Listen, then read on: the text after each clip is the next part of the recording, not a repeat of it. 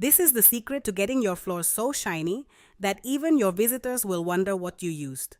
Grab a large bucket and pour in about 1 gallon of warm water. This will be the base of the mixture. Now add 2 tablespoons of table salt.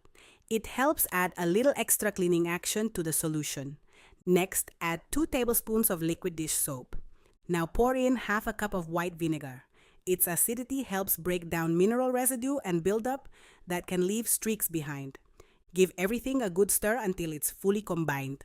Now grab a clean microfiber cloth and soak it in the mixture. Wring it out really well until it's damp, not dripping wet.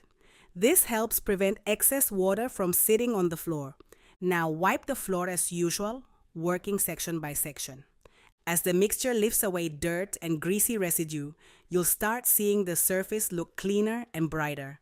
Once it dries, you'll be left with a fresh-looking floor with fewer streaks and a noticeably cleaner finish.